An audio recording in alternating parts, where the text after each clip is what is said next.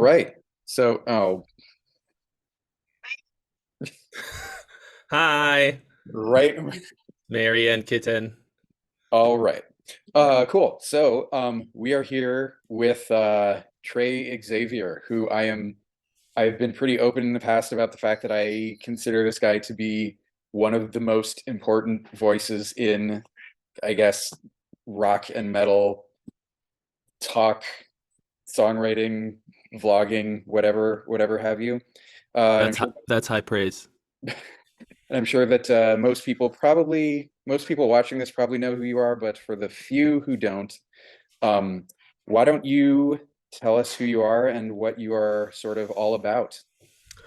Great question. And by that I mean difficult. I wasn't prepared to talk about me. Well, I have a YouTube channel under my name, Trey Xavier, formerly known as Gear Gods. So if you have been aware of Gear Gods in the past, that's also me. The Gear Gods website still exists. We still cover gear within the heavy music world. Um, but I've since transitioned the channel to be all about songwriting stuff. I do a very wide variety of songwriting stuff, anything from tutorials to I have an ongoing songwriting contest where I do reactions to the entries. I do songs in the style of a band, for example. My video, how Ghost writes a song just yesterday, went over 1 million views, which is wild. Um, Yeah, that is pretty wild. and literally up until you called, I was working on one for Electric Callboy coming up pretty soon. So hopefully No that will be idea. a fun Never heard time. of that. It's a wild, silly band of German That's dance cool. party metal. And then of course I'm also in a band called In Virtue, Yes. which has recently released a new single. Oh, really? Newer Yeah, than Scream? no, just Scream Oh, is oh, Scream. okay. Okay, I guess it wasn't that recent, but I mean, relatively recent. it's like a couple Um, months old at this point, isn't it? yeah, Yeah. yeah. It's Okay. I think it was October, November, something. Yeah, Um, that's like almost half a year ago at this point. well, I'm still on. I'm still a little bit on pandemic time, Like I got no, like I don't. I've worked from home for a long time, but time goes out the window. Yeah, Um, absolutely. anyway, but you'll remember that band from having been in it at one Yes. point. So, Um, yeah, that actually brings me to my next sort of segment, which is you and I have known each other for quite a while at this point. yeah, I've spent a little bit of time in your band. You've spent a little bit of time in one of my bands. yeah. We kind of both come from this little suburb in Northern California called Santa Rosa. Um, and we're also similar in that we both originated from projects that could conceivably and charitably be referred to as riff salad. You have since you have sort of stayed in that project and sort of made it into something, a lot more, um, how would I, Listenable, huh? listenable. Yeah. I didn't go forward with that project. I actually listened to a lot of it the other day, and I feel like Ancient at Birth kind of straddled the line between riff salad and note salad. Um, Yeah, but so what is riff salad? Because that I don't know if you invented that term, but you've I definitely didn't. popularized it. I I have just been repeating it ad Yes. nauseum for the last couple of years because a friend of mine, Al Levy, guitarist in the band Doth, and was a producer, engineer, runs Nail the Mix now, and we have actually done 6 different podcast episodes together on various different podcasts, and we've spoken at length about the idea. And I don't know that he invented it either, but he's where I heard it from, and I'm eternally grateful to him for pointing out this problem in metal. And it's basically the local band song structure of a, B, C, D, E, F, G, etc. And the problem with this is that it's just tacking together the ideas that you have in order and never repeating any of them and never coming back to them with no cohesion of any kind. It's just this riff, then this riff, then this riff, then this riff. And the reason that people do it like that is because they basically just because they never learned any other way. And in sort of a void of musical education of any kind, or I guess like you probably took a lot of guitar lessons and then got good at guitar, and you just started a band with your friends and you didn't know any better, so you wrote a bunch of riffs and then you just put one after the other and then you were like, it's a song. And that's not true. you No, it's not. What you And I made is feel a riff like, salad, and sometimes it might even be cool. In fact, there are some bands that like do that, and I have enjoyed listening to it. Like, I would uh, I would characterize Between the Buried and Me as being a bit of a riff salad band. sure, But the part of the reason that they get away with it is because they're so goddamn good. Like the band is amazing. The parts that they come up with are awesome. So I sort of like notice a bit less that that's what the problem was, but that's riff salad in a nutshell. sure. So that actually brings me to, conveniently enough, to the next question. Because I also feel like the way you talk about it, it's not necessarily just structuring your song A, B, C, D, E, etc. It's also like three intro riffs where and you go through the process of introducing each one. It's not getting to the fucking point or not making the fucking point clear enough Yeah, to an extent. So this brings me to my next question, which is I want to play devil's advocate for a moment and say please do. there's probably a lot of people who are either watching now or have seen your stuff before and think, hey, why is it that when I listen to my biggest influences like early Metallica, early Megadeth, King Diamond, most Blind Guardian, most Tech Death, etc., they use a lot of intro riffs and they sort of get adventurous with their structure. Why is it that when they do it, it's cool and influential, but when I do it, it's riff salad? Well, I would say, first of all, sort of the thing that I just said, which is that when you do it, it sucks.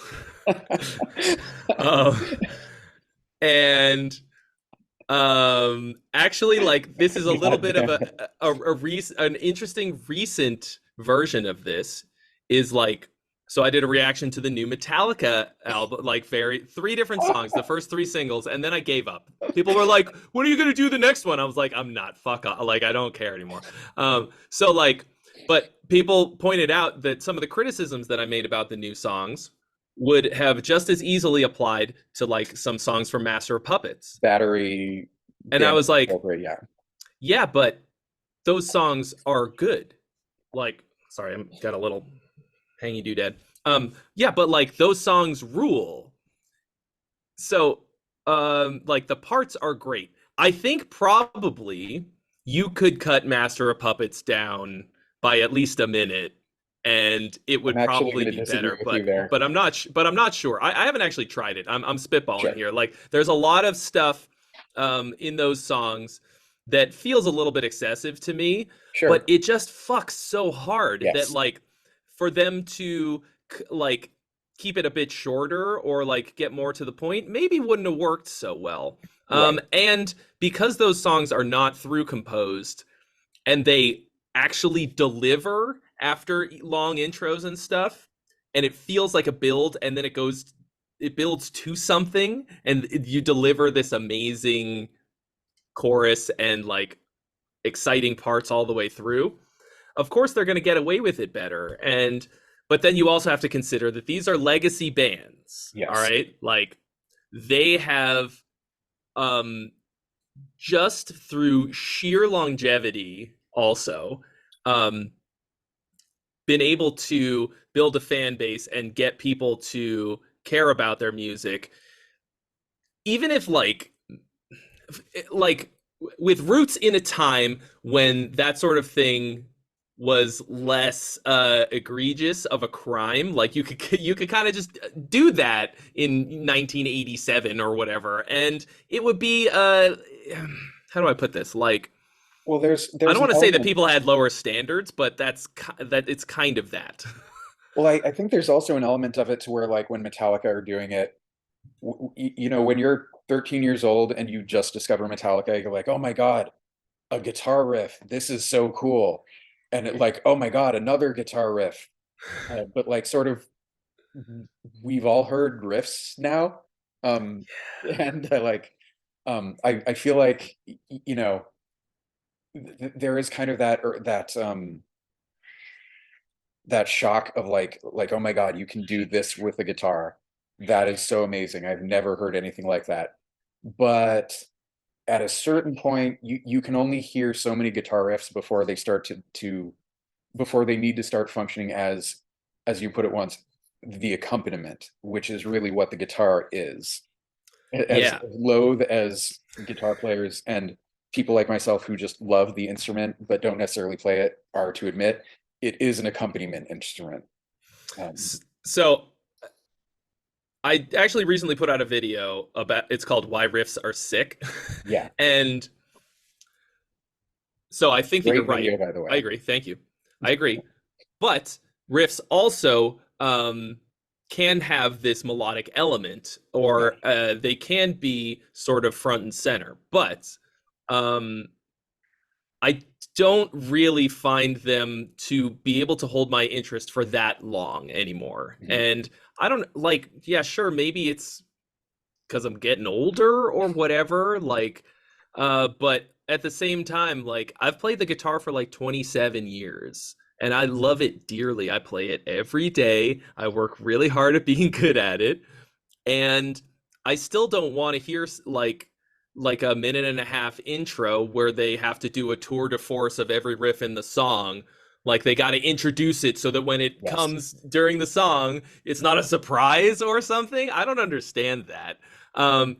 And sometimes that works great. So for some songs, like if it's really gonna be a big masterpiece, like Battery or whatever, like oh God, yeah, I'm maybe, totally but blanking on like 10 or 12-minute songs at the moment. Like yeah. Orion.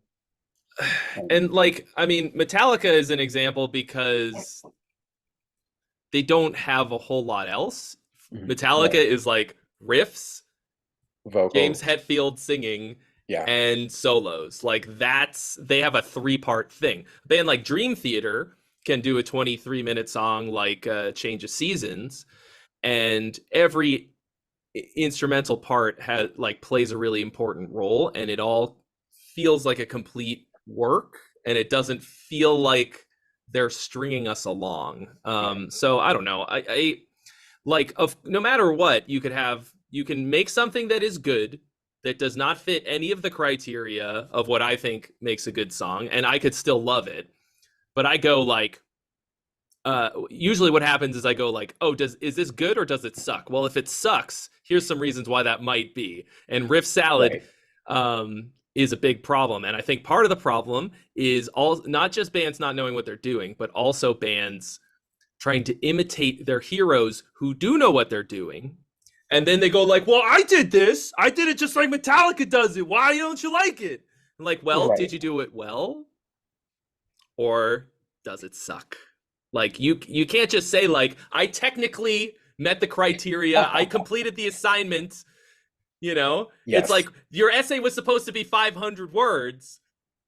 I So mean, like I did it. I made 500 words about silt, about what silt is. Here, give me an A. Like no. yeah. It has to be good.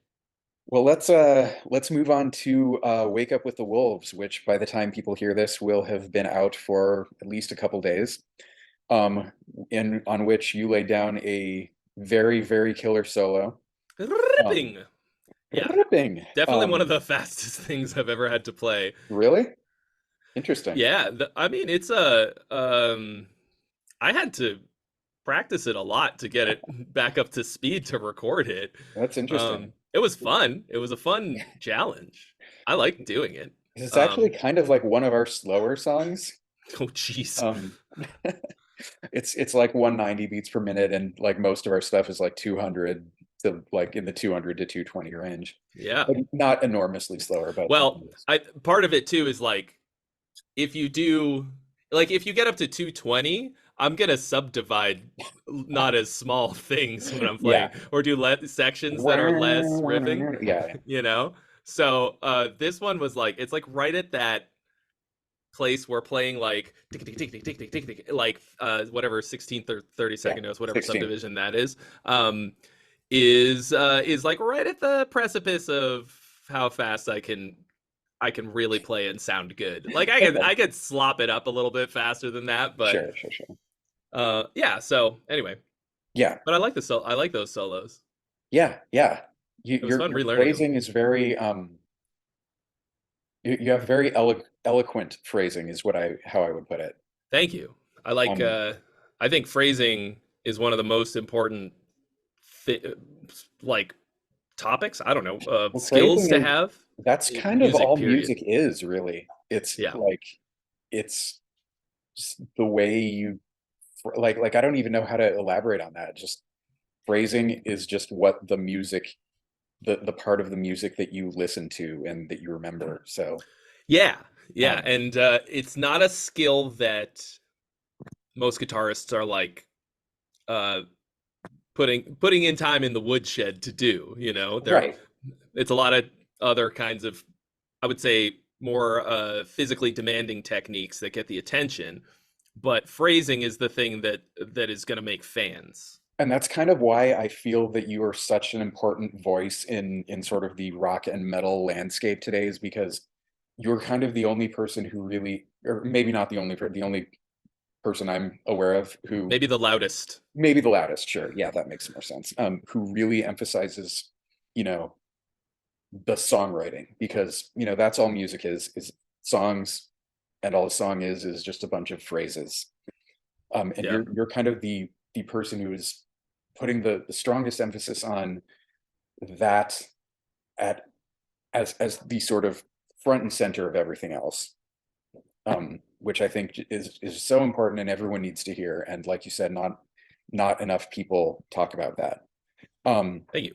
But what a lot of people might not know is so Wake Up with the Wolves is actually a very old song. I think it was one of the first songs I wrote when I moved to LA, and it was written for a symphonic power metal project that I had a while ago.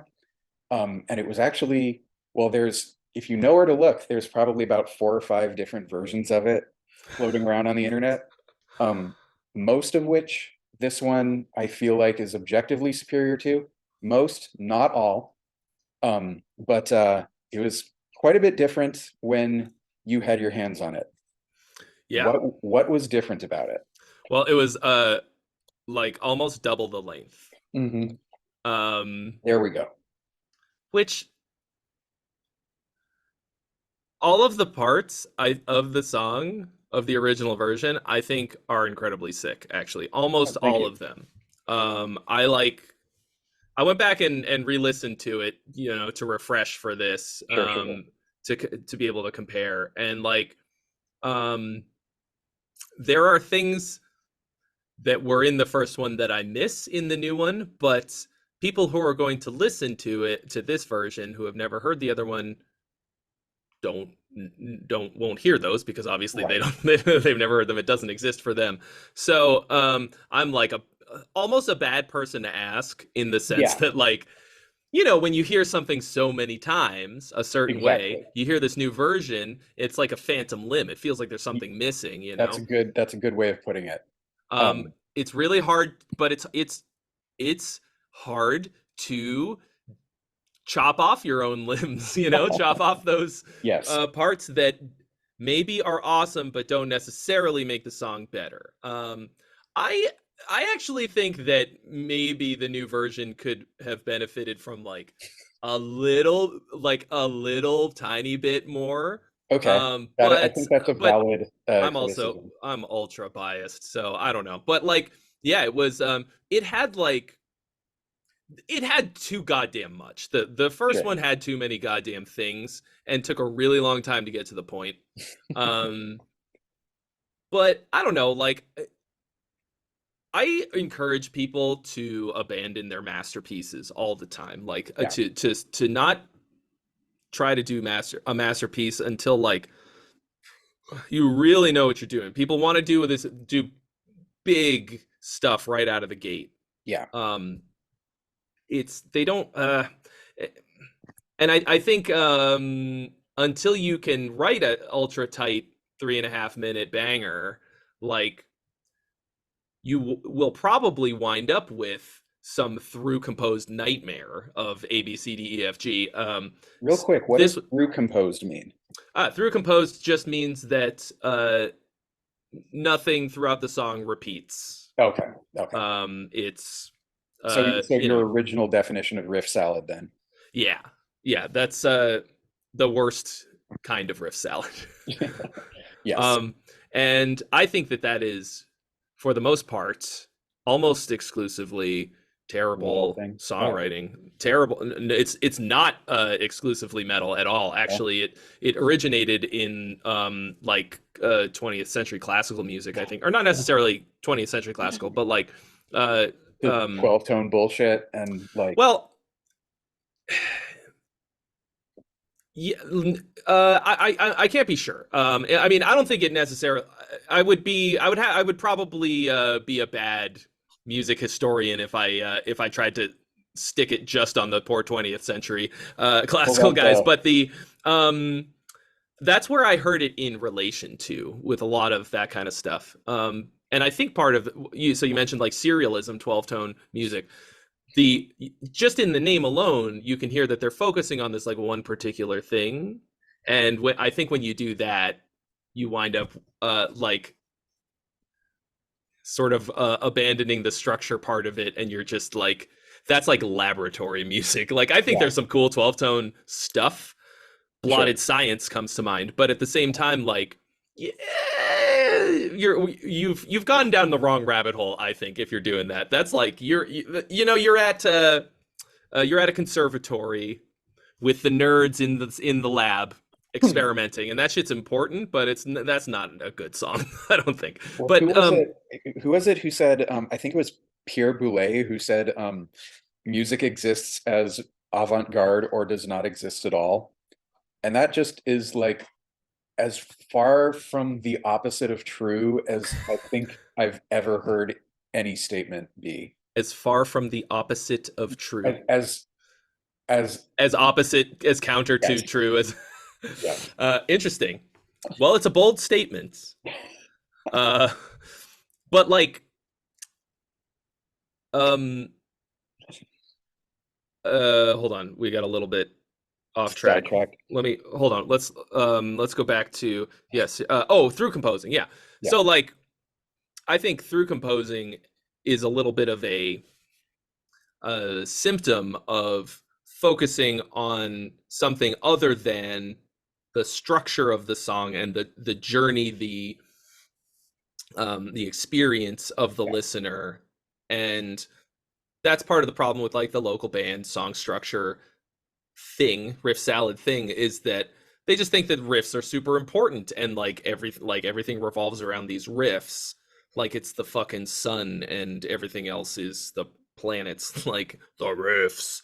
yeah. But so all that to say that like when we were working on the version of this song that the first one I was involved in, I was like, this is The kind of first like version a of Wake Up with the cool Wolves, you mean? masterpiece. What? The first version of Wake Up with the Wolves, you mean? Yeah, Yeah. yeah, a while back there. And I was thinking of it like it was more like a larger scale masterpiece. The word masterpiece is kind of maybe not the right one, but like just a larger scale thing than just a shorter song like a short banger. Yeah. But it definitely had all the elements of a banger, and if you were to cut away a lot of that stuff, maybe it would improve. But I think the reason that at the time I wasn't, well, I mean, I was kind of just along for the ride, really. But I think at the time, the reason I wasn't like, this feels Bloated. endless, Yeah. was because I was like, okay, this is a big song. This is like the set closer, like Mm. anthem, multi-part thing. Listening to it now, that version of it, that intro really does go on and on. Um, it's really epic sounding, but like, boy, oh boy. I'll tell you the thing that I miss from that the most. Um, there's the one riff that there's a riff variation that I put in there in the verse. Well, That here's I the thing thought about was that. incredibly Um, sick. the guitar, my guitar players, Justin and Elazar, actually wrote the verse riffs from scratch for this new version. Oh, okay. I basically like the way I try to do things now is since I don't really play guitar anymore, I try to just sort of write a vocal melody and a chord progression and just write things out as just power dun Yeah. and basically give it to them and say like, give me something that harmonizes with this. Um, so yeah, that Yeah. Well, that's kind of what I did because at that right. point in the song, Oh, it was we very just standard Sonata Arctica, kind of just like the power chord in 16th notes, just down, down, down, down. yeah. Yeah, and There's a lot of I wasn't having it. I was like, I need something cool. There needs to be something cooler here because at that basically the verse was like double as long as it needed to be, and if I didn't give it something, I was gonna lose my mind. So anyway, but that I thought that was like one of my cooler contributions to the song. But I mean, it makes perfect sense that you would just, it's give a it to new the band, guys it's who a are new, playing it now. Yeah, yeah. So, but yeah, the intro just, oh, there was so much to it. right. There And was a very it was a mini journey within a journey. It was like a side quest before we got anywhere near well, the main jam. when I was doing this version, I was thinking that the old version would work as like an intro song in itself, like the minute long intro to the album. Ah, yeah. Then the song itself would start right where the vocals come in. But obviously since my band doesn't do albums yet, we're still doing EPs and singles. That doesn't really make sense to do. But Yeah. yeah, I mean, you're talking about how you're biased because you remember hearing it a certain way. That's probably like double for me. Um, and it kind of like the process of turning the song from how it was before. Well, first of all, I the most dramatic changes that I think you made to it back when you were like trying to like hack it apart was you basically there were two outros and you basically cut both of them. Um, do you even remember that? I remember that now You that probably you cut a mention it. minute off There was the one end. that was garbage that had nothing to do with the rest of it. Right. It wasn't even in the same key. Yeah, Um, that was like, and now for something completely different, the musical, right. like, which is And, another like big problem that people. and of course, in my head, it made sense. Perfect. Like, oh yeah, it obviously has to get this obviously goes directly into this next part, but anyone else who hears it, it's just gonna, again, riff salad. Like what, like, That's what, yeah, and that's why it's good to write with others, or at least have someone that you can bounce stuff off of. yeah. It's um, I'm pretty good at working by myself at this point, but actually, a lot of what I do is writing on stream. I'll live stream my writing on Twitch, TREY XAVIER Music on Twitch, and Yes. it's not only is it way more fun. Um, I get a little bit of like pushback from the chat sometimes about something that I'll do that sucks. That's cool. And I may not listen, like maybe I know better sometimes, Sure. but it's kind of like having like a little bit of a mini producer there to just be like, mm. um, but yeah, and then obviously working with a real producer, somebody who really knows what they're doing, somebody who works in this, understands your style and what you're going for, and like is working on similar stuff. That's, I mean, if you can swing it, that's a pretty good thing to have. Like Sure. somebody who can just be like, mm, or even if you just send it to me on a Friday evening when I stream and I critique people's songs that they send to me. Which is one of my favorite YouTube shows now, by the way. It's pretty fun. The Gong Um, shit. Oh my God. I and fucking I just, I mean, I'm just honest for money, like, which is basically what a producer does. Just be honest for money, like, because, like, I mean, I don't, I remember the part. I don't remember specifically the cutting out of the part, but I probably was like, what the fuck is this? Like, what the fuck is this? What is it doing in here? Delete that. Doing the Torben Ulrich, you know? Delete that. Um, like, I can't Love believe I don't that. have that as a button yet. Just delete that.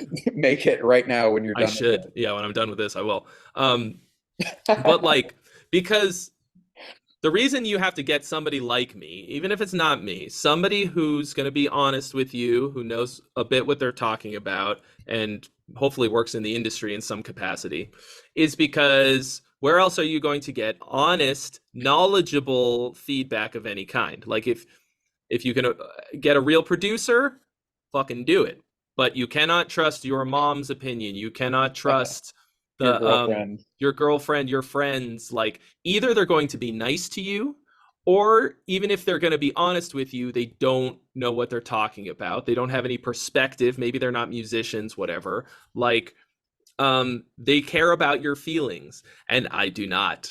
Um, I am on Fridays, especially paid to be uh, only honest and to ignore your feelings on the matter of any kind and just be as objective as possible, which is more, it's easier for me to be objective than anyone that you will know in real life. I'm not talking about you, Devin, Yeah, but yeah. you, the listener. And that's just, that's hard to get. Um, so I suggest that everyone try to find that kind of thing. Somebody who can tell you like, bro, this part sucks and it's dragging the whole song down. Cut it out and make it better. Because cutting things out of a song that don't need to be there is much more important than adding more things. Yes, I agree. Almost all of the time. When people Oh, send stuff to me, 95% of the time, the problem is there's too much crap yes. that's making it worse. Um, it's very rare that it's the other thing, but I'm going to add something to that, however, which is that taking stuff out of your song is hard. When I was cutting up Wake Up with the Wolves from 6 minutes to a little more than 3 minutes, I felt like that meme of the kid loading his gun to shoot his rabid dog. yeah. Like Old it was Yeller. that. Yep. And it Yeah. like you were saying, it felt very unnatural. It felt like God. The phantom limb analogy is so good for how that feels.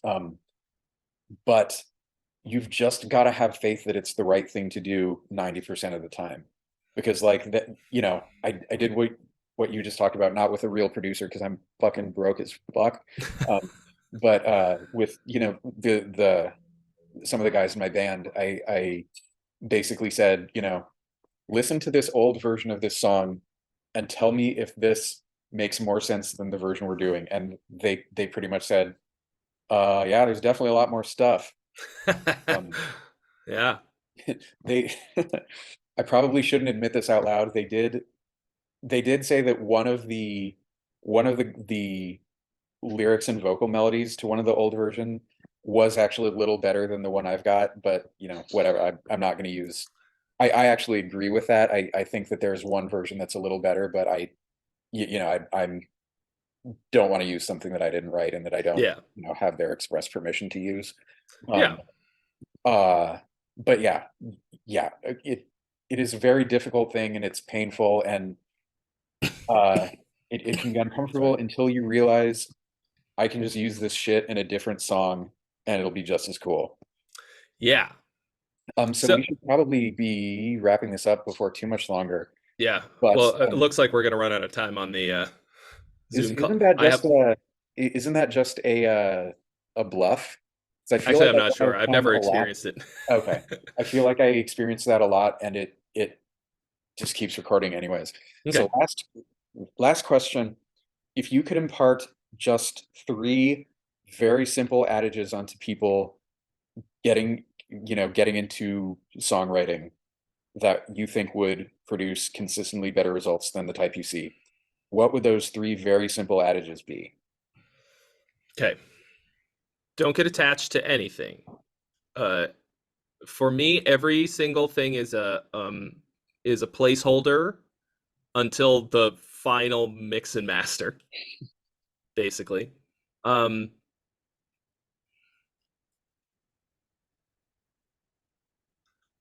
always try to find the simplest thing that you need for whatever thing, whatever part it is that you're writing. Try to find the simplest, um, most memorable thing that you can create that fills that need.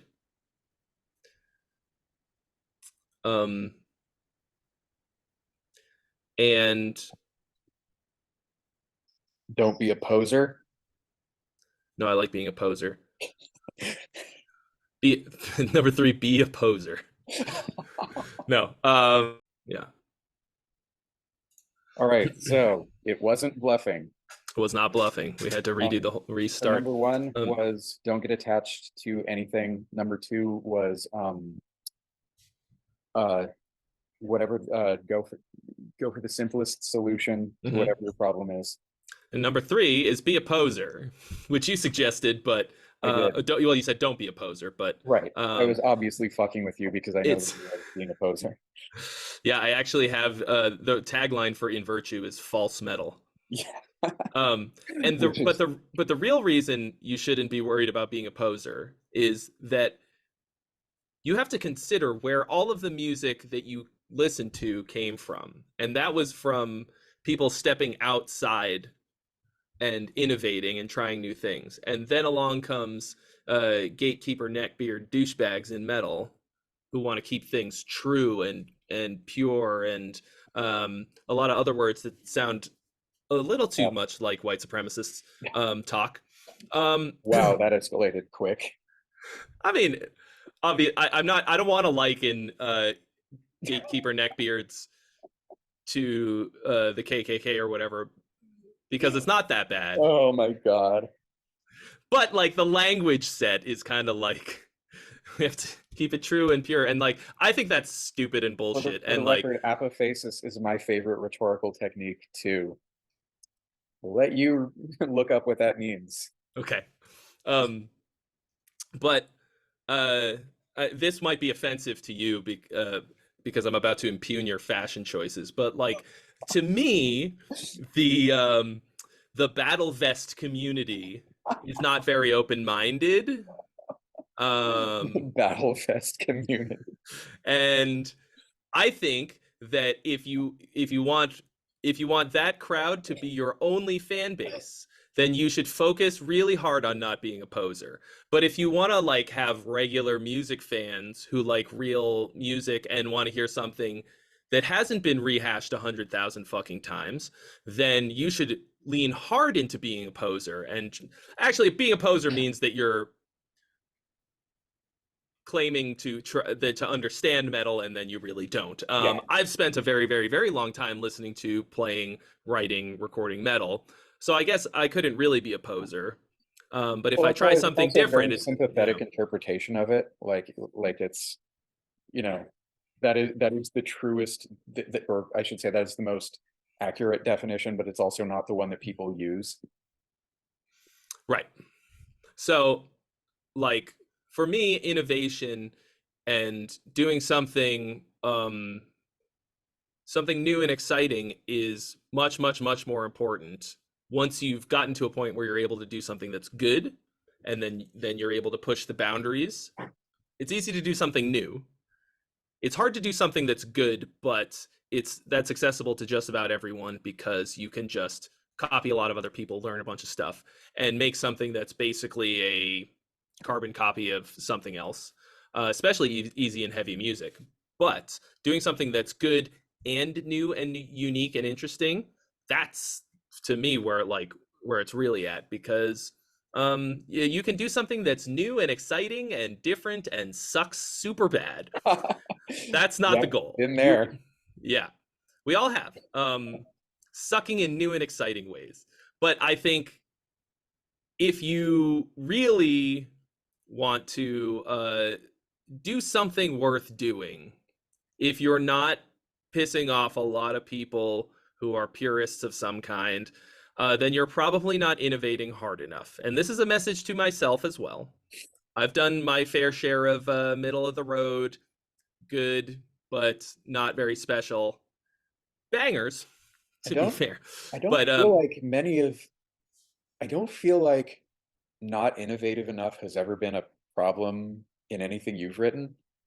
I think like your early stuff, obviously we were talking about probably falls into the riff salad category, or if not riff salad, probably too much. bloated, But a bit um, bloated. Yeah, I actually went back recently on some streams to see if I could like play any of those. And surprisingly, I remember how to play a lot of it. And I like relearned some of it on the spot and stuff like that. okay, And like ones like Witch Hunt, which were our kind of our like that was everybody's favorite song was Witch Hunt and really, Dreamwalker. I think And you know my favorite song, I do, which you should totally do again which is with you on vocals. fully man, that's one of the crazy longest and hardest ones of You all the you bunch, should but you should still pretty good. give it the wolves treatment.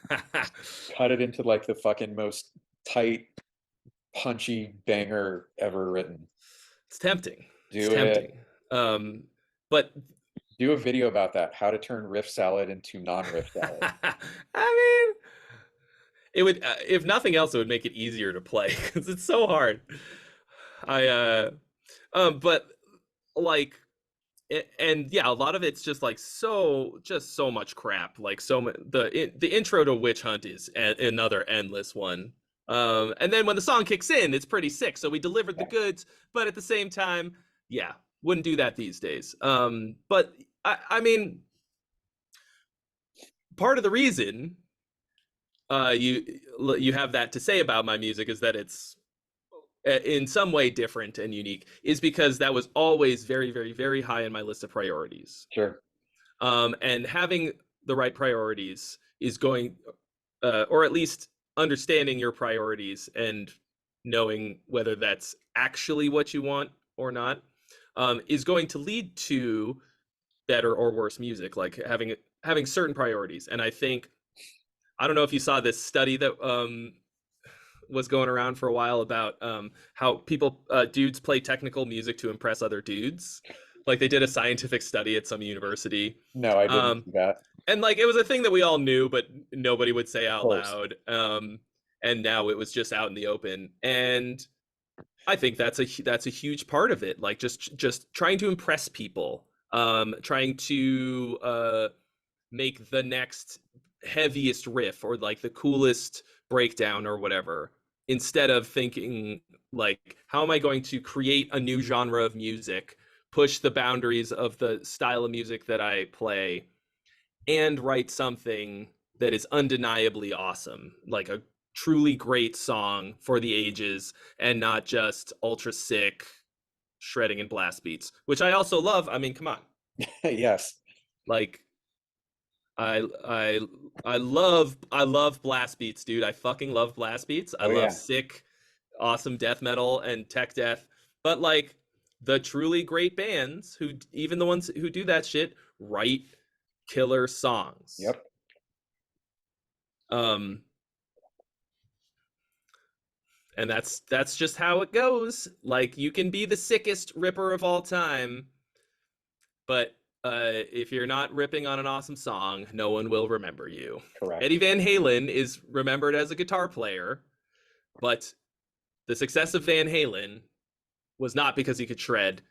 It was because he was shredding on sick, fun Fantastic. party songs Yep. that will stand the test of time. That if you took the guitar solos out, they would be slightly less good. But I think they probably would have had almost as much success because I agree. guitar players are this much of a slice of your audience Well, that you in should metal, actually care about. maybe like this much of your audience, but Yeah, in a metal in is a little yeah. unique in that way, in that like most audience members are musicians to some extent. Um, But the reason for that is because metal is an incredibly sick, awesome, powerful sound, and when people hear it, they are inspired to pick up an instrument and do it. yep, And that's absolutely. awesome to me. That's always been awesome to me. Um, it kind of sucks as a musician because it's easy to get judged, but here we are. Anyways, thank you very much for giving me at least more time than Zoom was apparently interested in giving me. You're most Um, welcome. is there anything you want to plug on the way out? Yeah, well, if you're interested in learning how to write a song that's not riff salad, I have two options for all of you out there, and wherever this is at, Devin will be kind enough to put the links in the description, I'm sure. I Yes. have one course that's completely free called the 7-Day Riff to Song Challenge, and this is especially for guitar players who have written a ton of riffs, which is every guitar player has a pile of awesome riffs that they wrote and maybe never finished a complete song. So this is a super free, like there's freer than free, 7-day course where I show you how to turn one riff into one song in 1 week.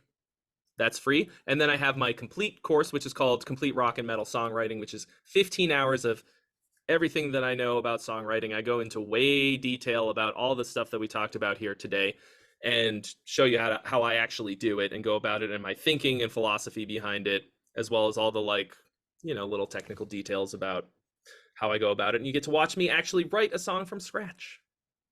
I would also add to that your tone of voice sounded conclusive on that. So I would personally add also check out In Virtue, which I will definitely put a link to, just so that you can hear that this guy has the credibility to be talking about songwriting. Because everything everything you've done has been at least a core of a brilliant idea, but everything you've done since what is it, 2018? Is that when Purgatory came out? Yeah, I think so. Yeah, everything since then has been incredibly brilliant and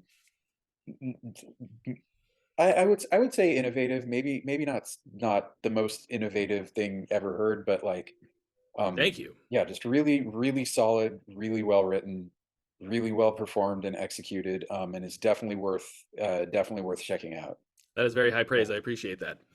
And you're welcome. you've seen the whole evolution I from. have. I was there when in your very first show, which was in a barn with a singer who didn't actually know how to sing, and you covered "Living on a Prayer."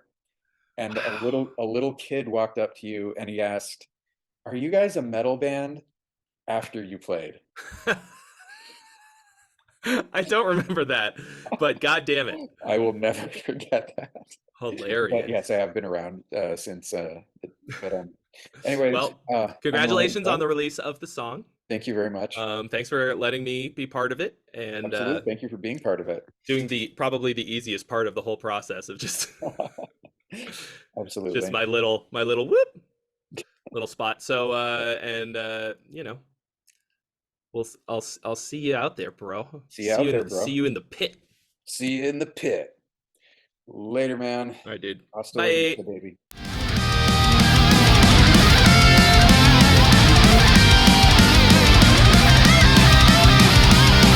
Don't want your Jewish question. I don't want your racial holy war. I'm here my life to fight against the things you're fighting and dying for. Don't say your hate is harmless.